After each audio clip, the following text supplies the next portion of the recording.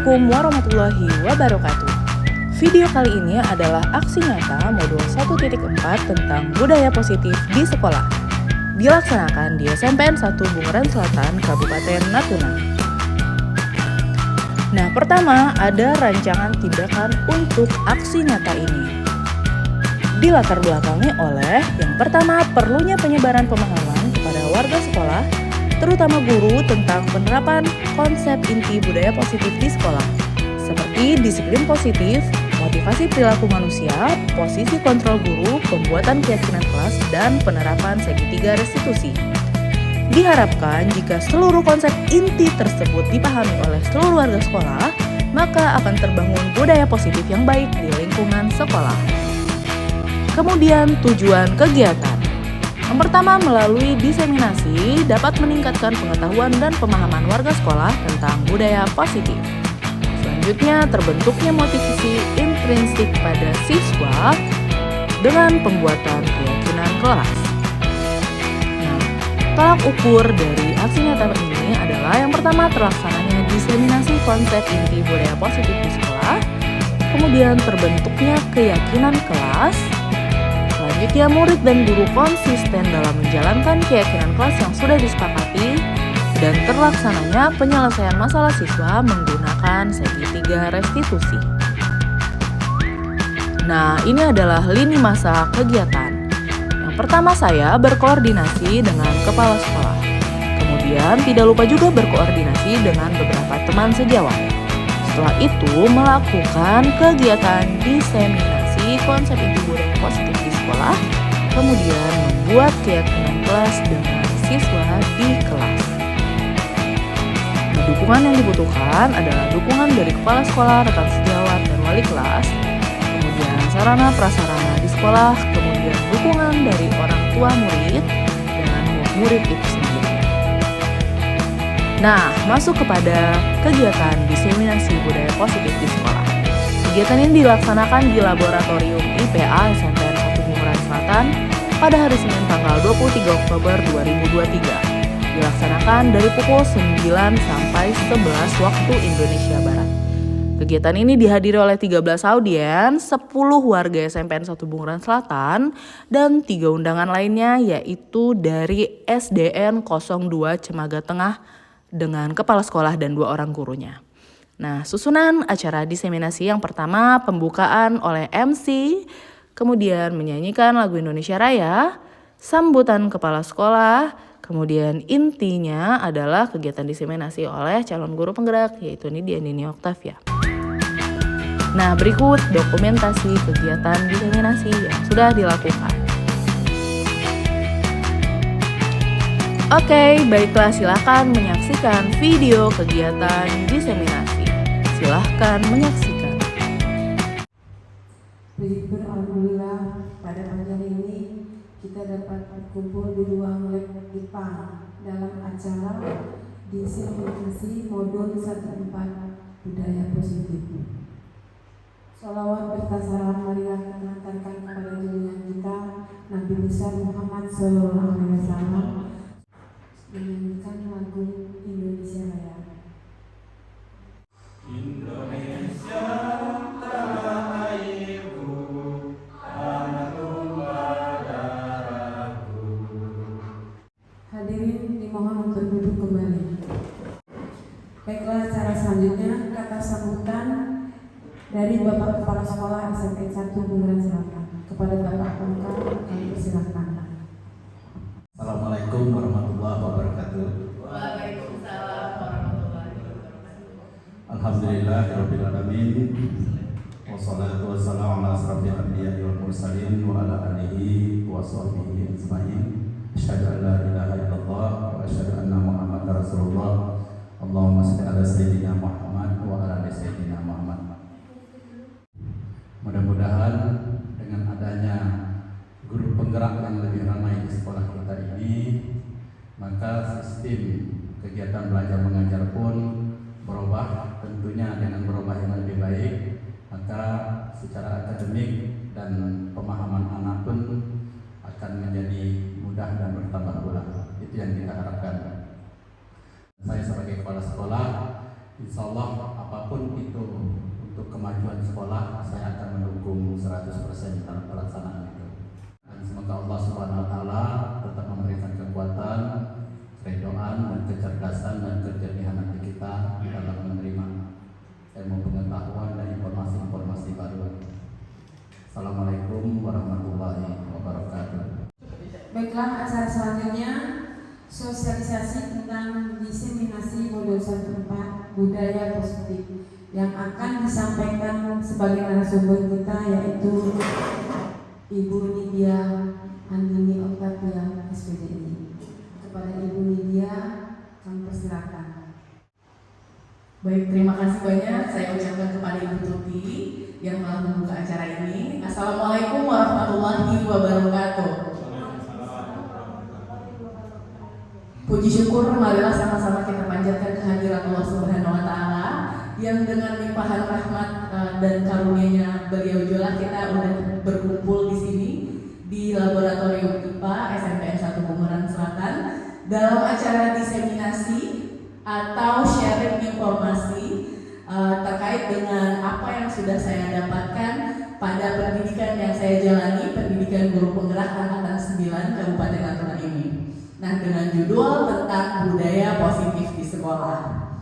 Kemudian sholat berangkaikan salam, tidak lupa-lupanya juga kita hadirkan buat taruh junjungan alam yang dinya Nabi besar Muhammad Rasulullah SAW dengan ucapan Allahumma shalli ala sayyidina Muhammad wa ala ali sayyidina Muhammad. Yang terhormat Bapak Kepala Sekolah SMPN 1 Bunguran Selatan, terima kasih Bapak.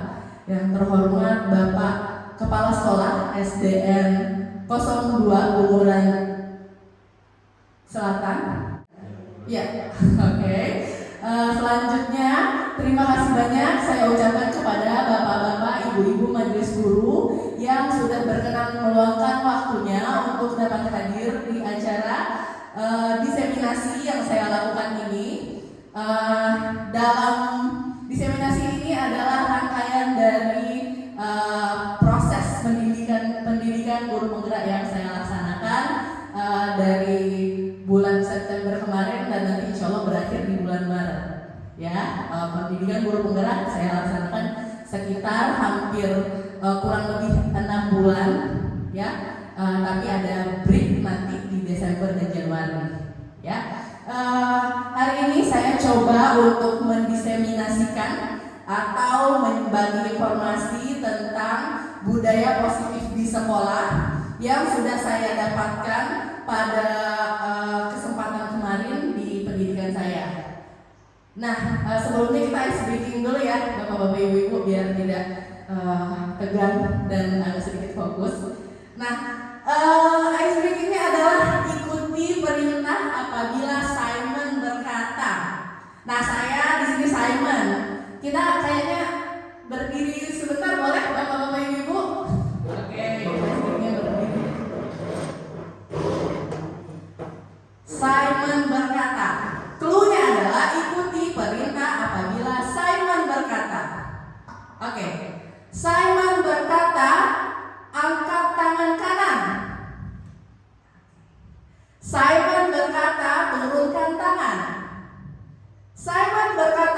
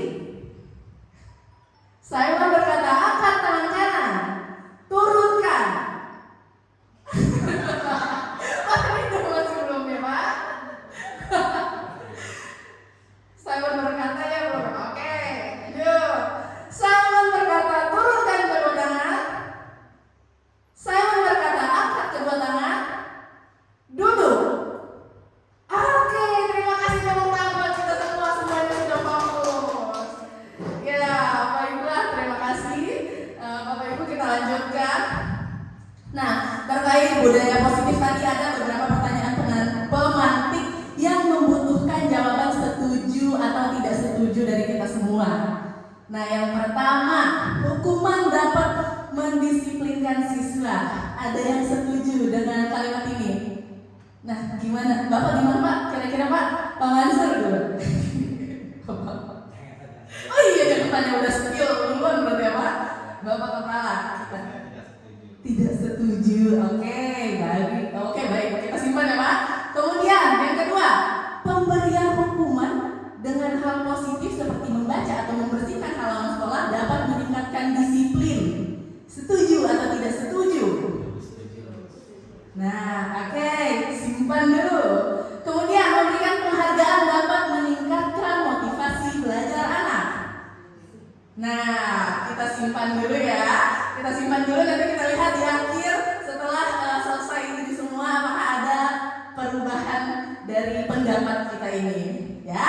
Nah, selanjutnya topik yang akan saya coba utarakan ada sedikit banyak ya Ibu, ada 6. Yang pertama tentang disiplin positif dan nilai-nilai kebajikan universal, kemudian teori motivasi, hukuman, penghargaan dan restitusi, kemudian keyakinan kelas, kemudian kebutuhan dasar manusia, di sini kebutuhan dasar siswa, tidak cuma siswa sih, kita juga.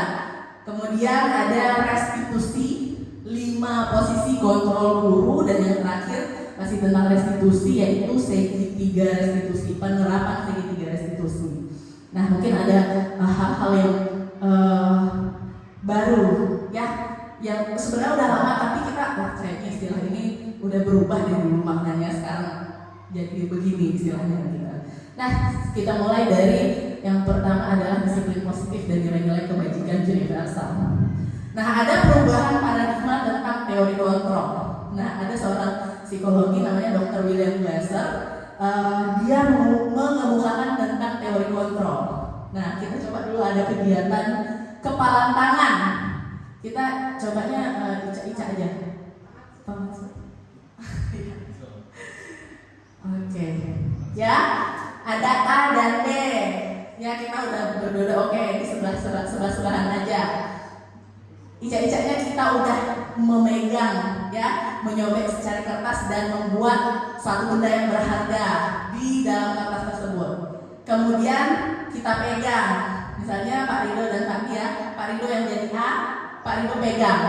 Nah, kemudian tugasnya Pak D, tugasnya B adalah mencoba meminta atau dengan cara apapun, memaksa boleh, merayu boleh, menyogok boleh, agar mau memberikan apa yang di genggamannya tadi, di kepala tangannya tadi. Nah, kira-kira responnya akan seperti apa aja ya? Kalau Ibu Zaitun gimana Bu? Ibu jadi A, terus ada yang meminta, Ibu akan gimana? Misalnya Nopi minta, Nopi cara mintanya gimana? Oh, buat apa? Gitu kan? Gak bisa, gitu kan? Nah, terus Nopi selanjutnya gimana? Banyak ya, bisa Nopi merayu, bisa Nopi, Ibu nih masa mau, bisa juga begitu, ya kan? Atau bisa ujung-ujungnya, Ibu 20.000 kasih, gitu kan? Bisa jadi ya. Nah, di sini siapa yang memegang kontrol kira-kira? Yang punya atau yang mencoba meminta? Coba kita lihat, ada perubahan paradigma di sini. Yang meminta, biasanya yang meminta ya. Oke, kalau menurut Bapak yang meminta, yang punya kontrol.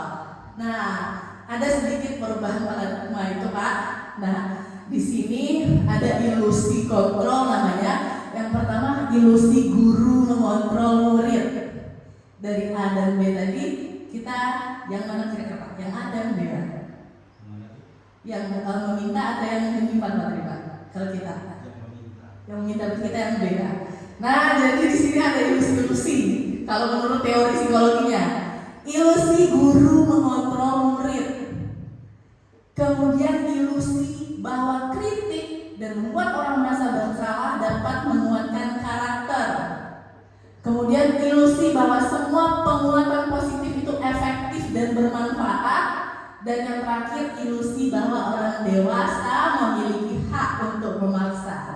Nah, jadi kalau Dr. William Glasser ini mengatakan itu semua hanya ilusi. Ya, pada menurutnya, nah, ayo kita rubah paradigma itu dari yang kita kenal selama ini dengan stimulus respon menjadi teori kontrol.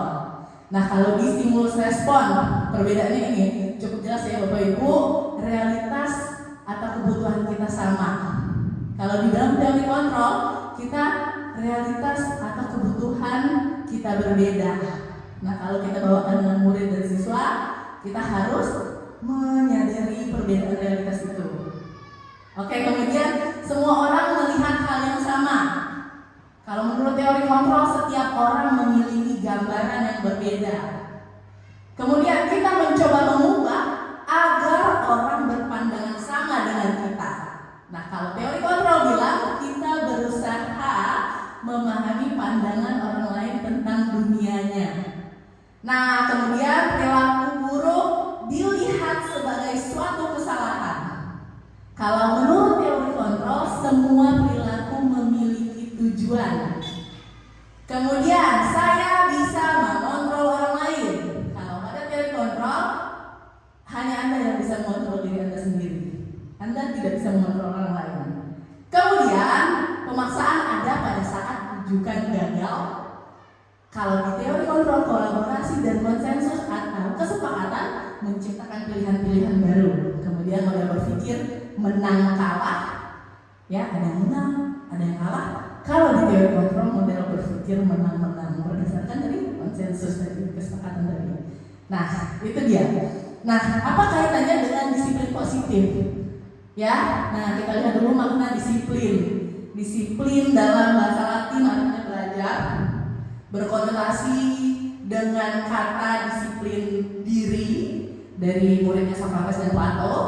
Kemudian disiplin diri dapat membuat orang menggali potensinya menuju sebuah tujuan apa yang dia hargai.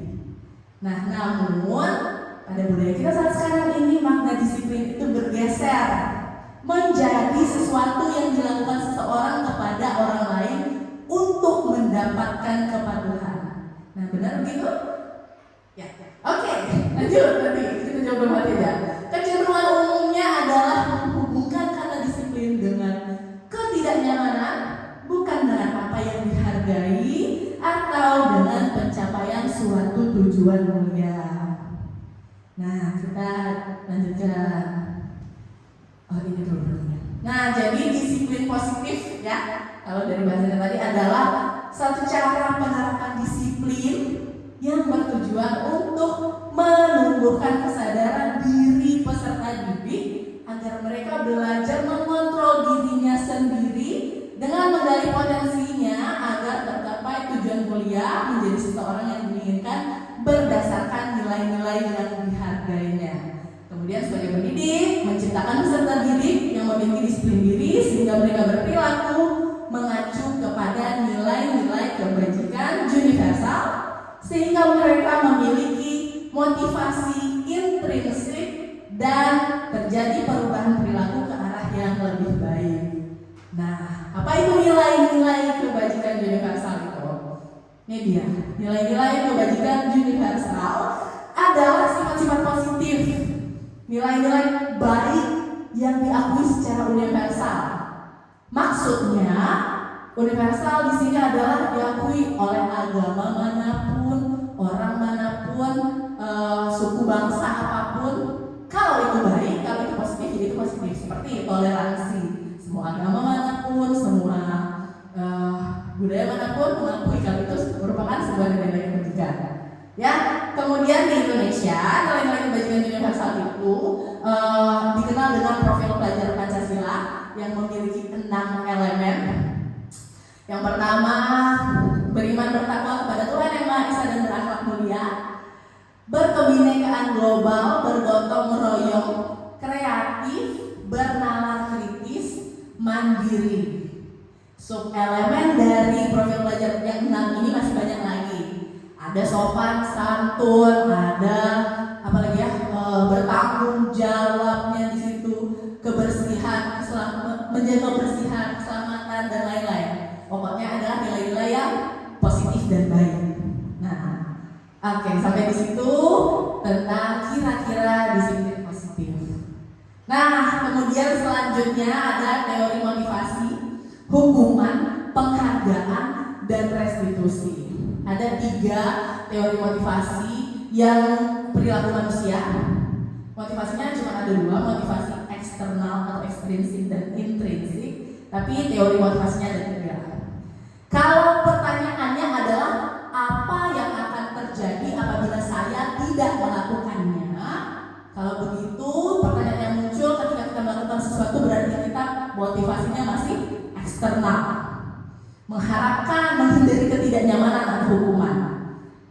Nah, kemudian apabila pertanyaannya adalah apa yang akan saya dapatkan apabila saya melakukannya, berarti untuk mendapatkan imbalan motivasinya juga masih eksternal dari luar. Nah, kalau motivasinya adalah untuk menghargai sendiri dengan pertanyaan saya akan menjadi orang yang seperti apa apabila saya melakukannya, itu berarti udah ada motivasi internal atau intrinsik. Nah, tujuan dari disiplin positif itu sendiri adalah ini, membuat siswa memiliki motivasi dari dalam diri sendiri, intrinsik tersebut. Oke, selanjutnya ada sedikit cepat-cepat karena ada banyak. Kemudian ada dihukum oleh penghargaan. Ini ada seorang ahli namanya Alfikon 1993. Ada dia membuat suatu wacana namanya dihukum oleh penghargaan. Apa pula ini? Ya, kalau menurutnya hukuman dan pemberian penghargaan itu motivasinya masih dari luar, masih eksternal. Motivasi yang muncul ketika kita menghukum atau memberi penghargaan kepada siswa menimbulkan siswa itu memiliki motivasi masih eksternal, belum dari internal, dari dirinya sendiri. Nah, menurut Alfikon tadi ada beberapa dampak dari pemberian penghargaan. Dalam hal ini mungkin penghargaannya lebih berupa barang atau benda ya. Oke, ini masih debatable sih Bapak Ibu, masih bisa diperdebatkan karena agak sedikit ada yang memperdebatkannya sampai saat sekarang ini. Tapi ini teori dari Alfikon. Nah, ada dampak dari pemberian penghargaan menurutnya. Yang pertama ada pengambil jangka panjang dan jangka pendek. Ada penghargaan menghukum, ada penghargaan mengurangi ketepatan, penghargaan tidak efektif, penghargaan merusak hubungan, penghargaan menurunkan kualitas, penghargaan mematikan kreativitas, dan penghargaan mengurangi motivasi intrinsik. Nah, kira-kira dari dampak-dampak ini nih, ada yang perlu saya jelaskan atau ada yang meminta penjelasan tentang ini? Boleh saya coba, Ibu, Bapak, atau kita lanjut aja? Oke, kita lanjutkan dulu. Ya, tapi penekanannya adalah di sini hukuman dan penghargaan, pemberian hukuman dan penghargaan itu masih menimbulkan adanya motivasi eksternal dari siswa. Ya, nah lanjut. Nah, bukan berarti penghargaan itu tidak boleh.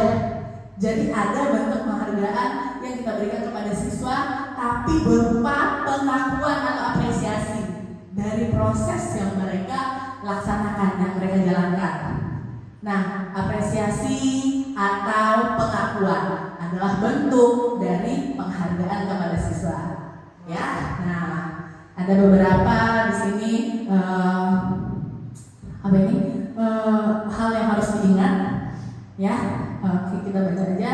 Pengakuan bersifat khusus, bersifat pribadi, dilakukan kepada semua siswa secara bergantian agar siswa merasa tidak dia aja yang spesial.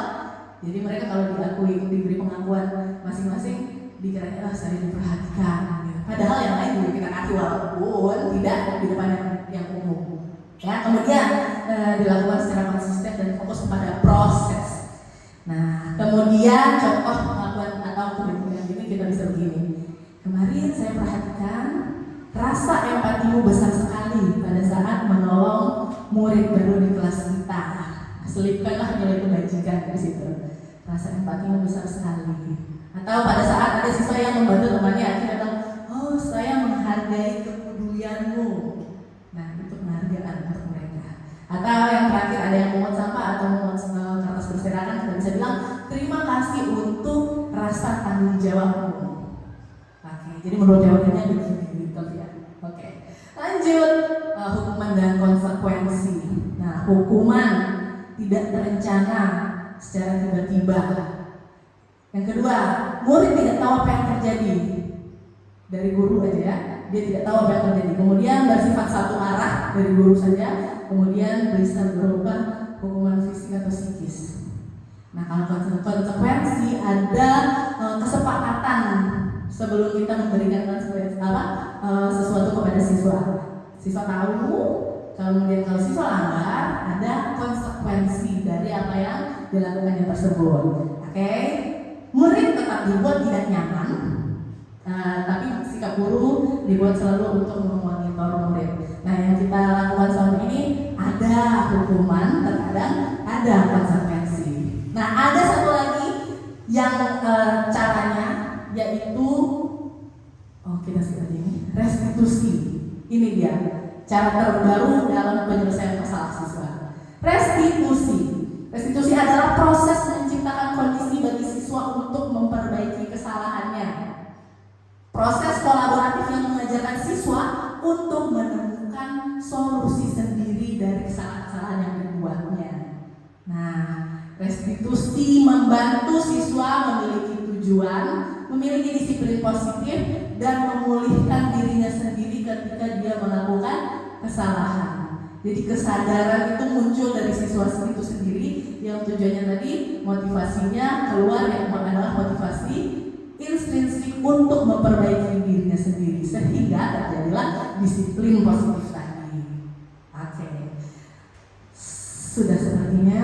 Lanjut topik ketiga. Oke, masih bisa Bapak Ibu? Atau perlu kita tepuk dulu untuk kembali ke fokus? Lanjut dulu ya, yang ketiga ya. Keyakinan kelas. Tentang keyakinan kelas.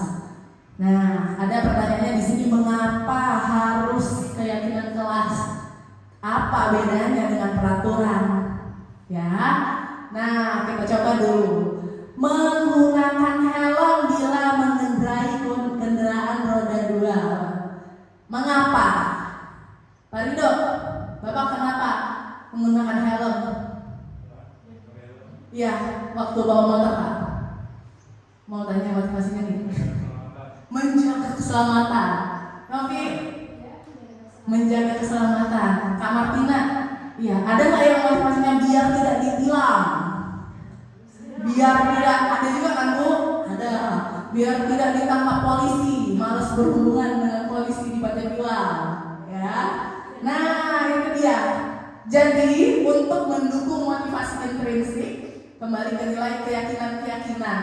Nah, kalau tadi udah keselamatan berarti itu udah keyakinan ya kan?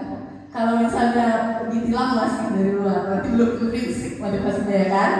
Nah, keyakinan tersebut lebih menggerakkan dibandingkan dengan peraturan-peraturan. Nah, seperti ini. Nah, peraturan kelas itu ada di circle pertama. Apabila dari peraturan-peraturan itu semua siswa sudah memiliki keyakinan, misalnya pada saat buang sampah, mereka sudah meyakini kalau buang sampah itu tidak bersih atau buang sampah sembarangan itu merupakan bentuk dari tidak tanggung jawab. Kalau mereka sudah berpikir membuang sampah itu tanggung jawab dan semuanya sudah merasa begitu, tidak ada lagi takut hukuman dari bapak guru atau takut biar diberi penghargaan biar kelasnya bersih. Kalau sudah memiliki keyakinan seperti itu, kelasnya akan tercipta lingkungan yang positif. Ya, kemudian dari lingkungan yang positif nanti terciptanya budaya positif di sekolah. Oke, lanjut. Wah, kita skip aja ini. Nah, jadi ada usaha kita dalam membuat keyakinan kelas itu. Kita bisa mulai dari sounding kembali, mengucapkan kembali kepada siswa, menyepakati kembali dengan siswa tentang keyakinan kelas. Nah, ada beberapa langkahnya. Pertama, berdiskusi, memunculkan peraturan. Siswa, oke, apa peraturan kita? Gitu ya kan? Kemudian merubah peraturan-peraturan menjadi kalimat yang lebih positif. Nanti ada jawaban siswa, jangan membuang sampah sembarangan. Kita ubah jadi kalimat positif dulu. Membuang membuang sampah sembarangan, buanglah sampah pada tempatnya.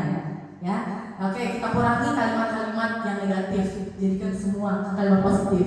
Kemudian mencarikan peraturan-peraturan menjadi nilai kebajikan.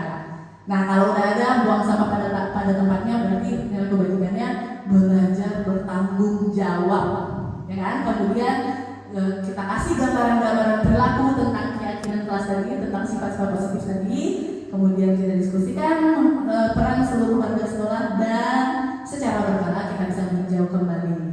Biasanya kan di awal semester kita lakukan ini. Awal semester setiap masuk kita perbarui keyakinan kelas kita. Nah, selanjutnya, oke, kita tepuk dulu ya Bapak Ibu. Sedikit tepuk. Ada berarti 4, 5, 6. 3 lagi topik yang akan saya coba bagikan. Nah, tepuk 1 seperti ini. Tepuk 1, tepuk 2, oke, agak cepat. Tepuk 3, oke, 2 tambah 1. Tepuk 4, gitu. Tepuk 5, oke, gitu jadi ya. Jadi kalau 2, kalau misalnya 2 tambah 3, 2 tambah 1. Gitu. Kita coba ya Bapak Ibu. Tepuk 1, tepuk 2, belum ya Bu? Tepuk 3, oke, ritmenya begini. Tepuk 4, oke, tepuk 5, oke. Kita ulangi yang terakhir. Udah deh, cukup. Lanjut. Yang keempat adalah kebutuhan dasar manusia. Di sini kita coba dalami kebutuhan dasar murid. Oke, ini dia. Nah, pelanggaran-pelanggaran atau indisipliner yang terjadi dari siswa yang dibuat oleh siswa itu terjadi karena ada kebutuhan dasarnya yang tidak terpenuhi. Ya, oke, kebutuhan dasar ini terkait dengan 5 hal. Yang pertama, kebutuhan bertahan hidup. Kemudian, terima kasih Pak. Kebutuhan rasa kasih sayang dan rasa diterima. Kebutuhan penguasaan, kebutuhan kebebasan dan kebutuhan kesenangan. Nah, sekali lagi kebutuhan dasar manusia ini apabila dia melakukan pelanggaran atau ketidakdisiplinan atau indisipliner karena ada kebutuhan dasarnya yang tidak terpenuhi dari siswa. Nah, kita lihat ada kasusnya, dan kasus Ibu Ambar, Doni yang suka meminta bekal dengan temannya dengan paksa, ya. Kalau alasannya, oh ya, dalam penerapan disiplin positif berarti kita harus menanyai dulu kenapa, ya kan? Kita telusuri dulu kenapa itu bisa terjadi. Nah, kalau jawaban Doni dia merasa lapar, orang tuanya tidak membawakan dia bekal, berarti kebutuhannya yang kurang adalah kebutuhan bertahan hidup terkait makanan tadi. Nah, kemudian apabila Doni menjawab dia senang karena temannya memperhatikannya, caper, cari perhatian, berarti dia kebutuhan dasarnya yang coba dia penuhi adalah kebutuhan kasih sayang, cinta dan kasih sayang. Kemudian kalau Doni merasa saya hebat, kawan-kawan jadi takut, gitu kan? Berarti kebutuhan dasar yang coba dipenuhi Doni adalah kebutuhan penguasaan, diakui. Kemudian kalau Doni merasa bosan, makanan yang dibawa oleh ibunya itu aja, dia pengen coba yang baru, berarti kebutuhan dasar yang dicoba dipenuhi Doni adalah kebutuhan kebebasan, mencoba hal baru tadi. Kalau kebutuhan dia menjawab iseng aja, karena dia lucu aja lihat kawannya ekspresi kawannya yang kesal, berarti dia kebutuhannya kesenangan. Nah, lanjut, sudah topik selanjutnya 5 posisi kontrol guru. Kita sebagai guru ada 5 posisi kontrol dalam menyelesaikan masalah indisipliner siswa. Ada posisi kita sebagai penghukum, pembuat rasa bersalah, sebagai teman, sebagai pemantau, dan terakhir sebagai manajer. Ya, sebagai penghukum, menyebabkan penghukum dan pembuat rasa bersalah menyebabkan identitas siswa menjadi gagal. Ya, mereka motivasi yang muncul ketika mereka begini adalah menghindari hukuman jadinya. Nah, kemudian kalau teman dan pemantau posisi kita, berarti mereka motivasinya masih dari luar, eksternal, mengharapkan imbalan atau ketergantungan kepada orang lain. Nah, kita lihat dari perkataan guru dalam posisi penghukum. Nah, biasanya kalau yang mau hukum ini modelannya dia marah-marah. Kalau tidak bisa melakukannya mas ya, gitu kan? Kalau kamu terlambat ini lari keliling lapangan, itu menghukum posisinya ya. Nah, kemudian kalau yang membuat merasa bersalah, kamu seharusnya sudah tahu ibu lelah sekali mengatakannya.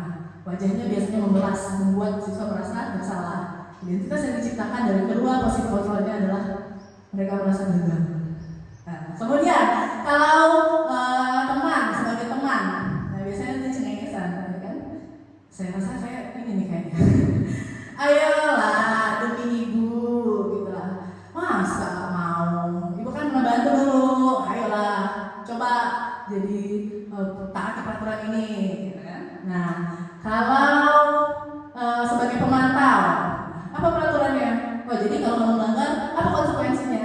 Ya, dia sesuai dengan apa yang sudah disepakati sebelumnya. Kalau sebagai manajer di sini, nah apa yang kita yakini, kita balik bertanya. Kemudian apa yang kamu bisa kerjakan untuk memperbaiki masalah ini, gitu. Nah, lebih jelasnya kita lihat contoh sedikit saja, agak cepat. Nah, kalau kasusnya siswa tidak memakai atribut, kalau berhukum dia bilang hormat bendera 1 jam, ya, oke. Kalau pembuat merasa bersalah, berapa kali sih ibu bilang, aduh kamu selalu bikin ibu kecewa, masa lupa lagi gitu kan? Kita memelas, di situ anak jadi merasa, saya gimana? Saya gagal gitu ya kan? Nah, kalau teman, ayolah ikutin aturan sekolah. Ya, bolehlah kali ini, besok jangan gitu. Ya kan? Mereka jadi identitasnya jadi bagus, motivasinya juga eksternal jadi bagus, tapi ini cuma bertahan sementara. Nanti akan ada lagi kemungkinan mereka melakukannya lagi. Ya, jadi ketergantungan. Kemudian sebagai pemantau, kamu sudah melanggar peraturan sekolah, konsekuensinya adalah kamu beli topinya. Gitu. Itu pemantau. Kalau manajer dia bilang begini, aku tahu, kamu salahnya di mana? Nah, gimana memperbaiki masalahnya? Jadi dari anak kita mencoba menggali dari anak apa solusi. Oh ya udah deh, saya besok menyediakan peralatan upacara saya hari sebelumnya bu biar ketinggalan lagi. Gitu. Contohnya. Oke, lanjut. Udah ya, berarti tentang apa tadi 5 posisi kontrol guru. Kemudian segitiga restitusi. Segitiga restitusi ini ada langkah-langkah yang kita lakukan dalam menyelesaikan masalah anak. Yang pertama, kita menstabilkan identitas siswa, mengubah identitas yang gagal menjadi identitasnya menjadi sukses, menjadi berhasil. Kemudian memvalidasi tindakan yang salah. Di sini usahanya sebenarnya mengenali kebutuhan dasar apa yang tidak terpenuhi dari mereka. Kemudian yang terakhir, menanyakan keyakinan. Seperti apa sih keyakinan mereka sebenarnya kalau orang itu. Kemudian biar mereka mengevaluasi sendiri. Nah, ini contoh-contoh pertanyaannya ketika kita mensadarkan identitas, ya kita bisa bilang dulu, oh salah, berbuat salah itu wajar, tidak ada manusia yang sempurna, oke. Apa itu tidak mencari siapa yang salah, siapa yang benar, gitu. Nah, kemudian kalau divalidasi tindakannya kita tanya dulu, pasti punya alasan, apa sih alasannya, kemudian oh ya sebenarnya kamu pasti bisa melakukan hal yang buruk, untungnya tidak begitu, gitu. Nah, kemudian kamu melakukannya karena memperhatikan sesuatu yang penting bagimu. Nah, ini dalam rangka tadi mengenali kebutuhan apa siswa yang tidak terpenuhi dari kesalahannya tersebut. Kemudian menanyakan keyakinan. Apa keyakinan kelas kita? Keyakinan apa yang ada dilanggar kira-kira? Dia coba jawab menurut apa yang sudah diyakini. Oh ya, saya tidak bertanggung jawab. Oh ya, saya saya tidak menghargai teman, tidak menghargai orang lain. Nah, itu muncul dari mereka sendiri. Tujuan dari restitusi itu seperti apa? Seperti itu. Kemudian seperti apa gambaran kelas yang ideal menurutmu? Kamu ingin menjadi orang yang seperti apa? apa gitu. Nah, ini solusinya dari mereka sendiri, kemudian biarkan mereka menggambarkan oh saya akan menjadi orang nanti, menjadi orang yang lebih menghargai orang lain nanti gitu. Nah, cuma itu kira-kira yang dapat saya sampaikan Bapak Ibu, lebih dan terkurang mohon maaf. Kita akhiri dengan sedikit refleksi. Ada beberapa, yang pertama, hal baru apa yang merubah paradigma saya atau yang saya dapatkan. Ada yang mau mencoba memberikan idenya, makanya dari mana? Dari Ibu dulu. Adakah hal baru yang dari banyak yang saya ini ceritakan tadi? Ibu, ada Bu? Hal baru. Setelah sosialisasi, Iya, setelah sosialisasi. setelah mendengar ini, Ya, banyak sekali ya perubahan. Mungkin gurunya dalam kelas pertama yang sering kita lakukan hukuman langsung. Kalau dari ibu ini sekarang paradigma baru tuh bukan diberi hukum langsung, tapi didiskusikan dulu, baru diinginkan anak diperbaiki kesalahannya gitu. Ada perubahan perbedaannya di situ. Jadi kita mendekat ke anak dulu. Kelas 1 mungkin langsung salah, langsung beri hukuman, salah langsung beri hukuman. Sekarang paradigmanya udah lain. Udah betul-betul mendorong dari belakang, bukan hanya memberi contoh saja, tapi mendorong dan memberi contoh. Terima kasih. Terima kasih banyak Bu Tuti. Tepuk tangan. Siapa lagi? Bu Messi dah? Ada Bu Jaitun? Ada Bu Ainun? Lanjut ya, Bu Jaitun. Silakan Bu.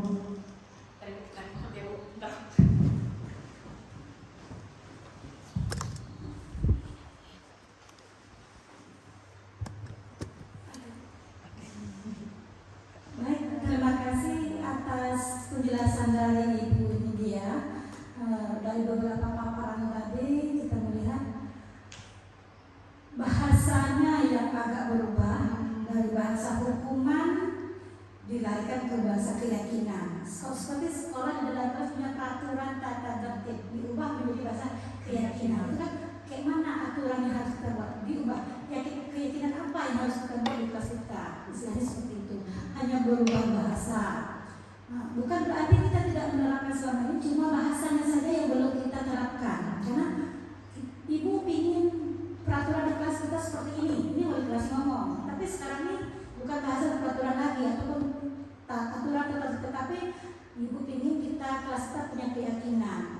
Nanti siapa yang tidak piket harus bagaimana? Kalau dulu bahasa kita mungkin siapa yang tidak piket dapat sanksi.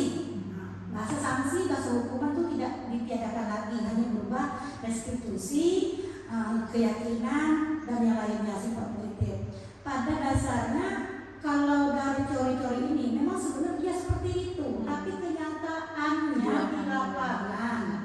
Karena kadang-kadang kita berkesepakatan dengan siswa sendiri. Kayak mana lagi ibu harus memberi sanksi bersama kamu. Sekarang kamu di kelas silakan buat keputusan, buat kesepakatan. Seandainya siswa tidak buat pikir apa yang harus kalian lakukan, terus seperti itu. Tapi terkadang mereka buat sendiri kesepakatan, mereka sendiri juga yang melanggar. Jadi kayak mana lagi solusinya? Kan gitu. Sering terjadi. Kayak kita guru aja lah, sering memelas bahasa lembut, bahasa lemah, bahkan bahasa tadi kan kita tidak tahu mengatakan siapa yang tidak piket hukuman ini. Gitu dulu kan. Sekarang kita ayo nak yang piket silakan laksanakan piket 2 hari. Tolong bajunya masuk dalam 3 hari. Untuk itu sudah berubah. Jadi nak numbuh kesadaran dari anak itu susah. Bahkan ada sanksi dulu, bahasa sanksi ya. Tidak boleh. Apalagi kita pakai bahasa keyakinan, ini pakai memelas sudah, bahasa baik udah, macam-macam udah, tapi belum. Jadi kayak mana lagi caranya kita tuh dengan bahasa itu. Untuk anak daerah kita ini, tapi tidak tahu orang ya. Untuk anak daerah kita, khususnya SMP kita ini memang agak susah. Untuk menanamkan keyakinan itu kepada mereka, itu menerapkan sampah tadi itu buruk, tempat sampah itu jelek, sampah itu kotor. Itu mereka untuk meyakinkan bahwa efek dari kalau buang sampah sembarangan apa itu susah. Jadi istilahnya pemahaman-pemahaman itu yang harus kita jelaskan kepada anak. Kita ini kadang guru aja yang sosialisasi ini, tapi anak kita tidak menyampaikan gitu, sehingga anak itu ketika menganggap kita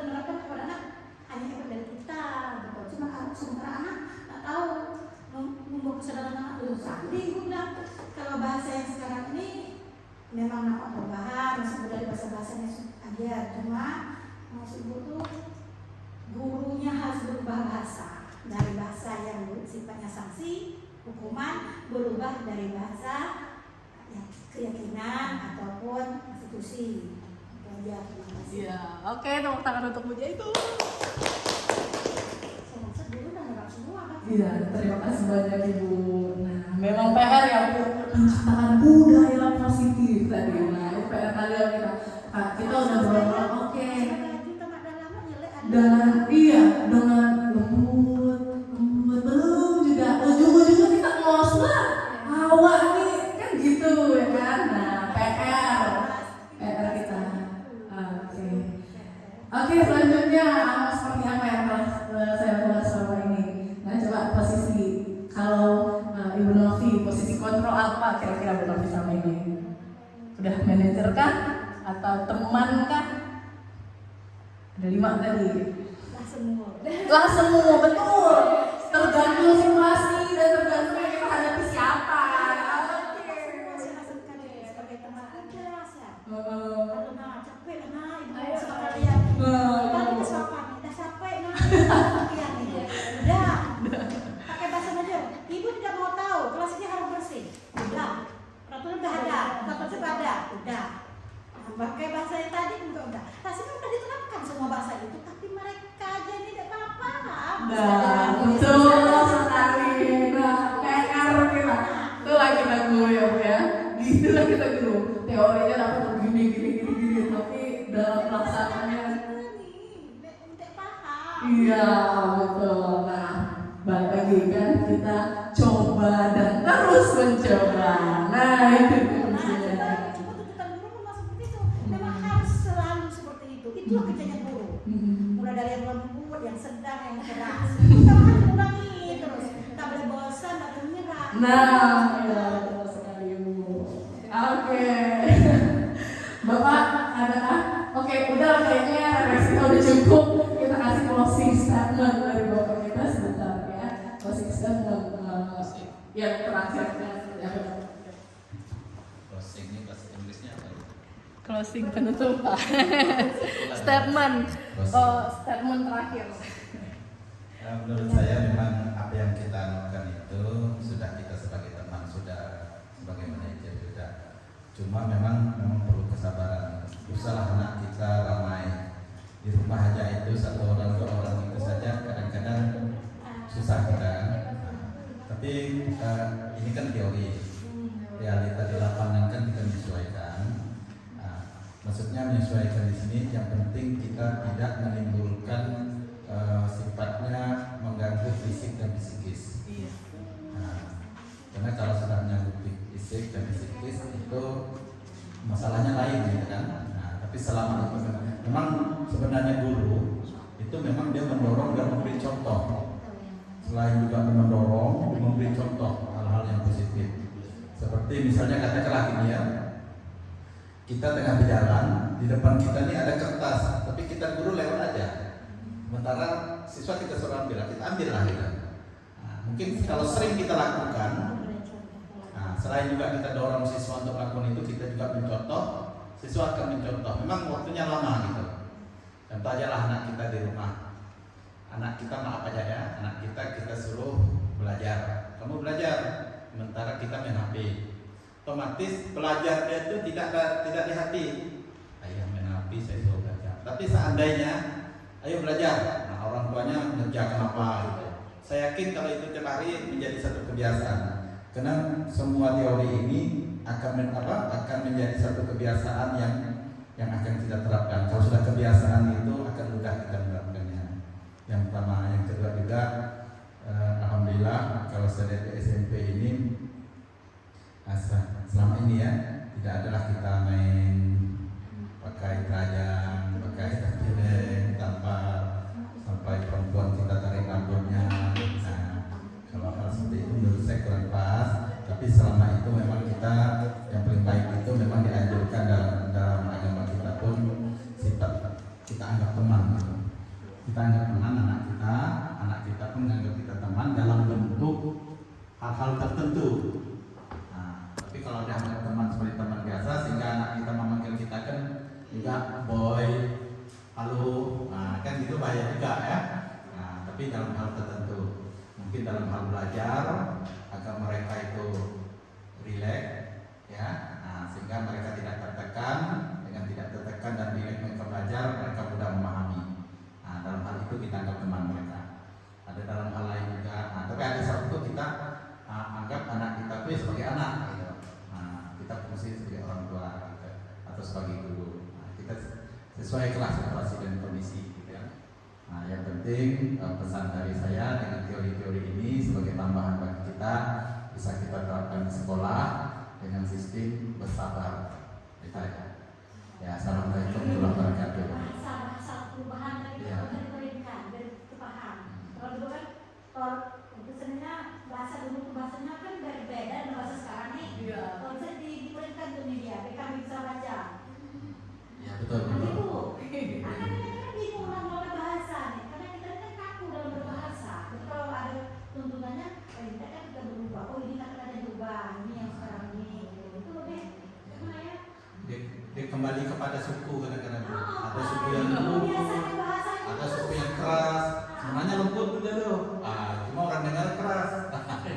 Ada tiga tapi kita memang harus memang diberikan kalau kita melihat hingga kita belajar. Dan saya pun sebagai kepala sekolah berusaha.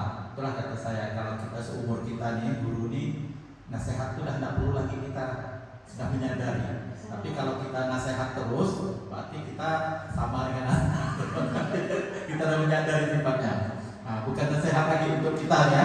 Nah, yang nasihat itu memang untuk anak didik kita, untuk anak kita sendiri. Tapi kita ini sudah menyadari. Nah, kesadaran itu yang diharapkan baik kita sebagai guru atau orang tua dan anak ataupun sebagai siswa kita. Kesadaran itu sebenarnya keyakinan dia. Dan assalamualaikum warahmatullahi wabarakatuh. Waalaikumsalam warahmatullahi wabarakatuh. Terima kasih banyak Bapak. Saya juga mengakhiri dengan terima kasih banyak. Saya kembalikan kepada Ibu Tuti. Bila bisa bilang apa stabiul khairat burung ini yang belum terima kasih cukup sekian. Terima kasih. Assalamualaikum warahmatullahi wabarakatuh. Baiklah, acara selanjutnya untuk penutup marilah kita baca doa alhamdulillah alhamdulillah. Bila terbilang Assalamualaikum warahmatullahi wabarakatuh. Terima kasih telah menyaksikan video kegiatan diseminasi. Selanjutnya adalah pembuatan keyakinan kelas. Pembuatan keyakinan kelas ini dilaksanakan di kelas 7 SMPN 1 Bunguran Selatan dengan wali kelas Miss Nidia Andini Oktavia, SPDI. Dan berikut adalah dokumentasi kegiatannya.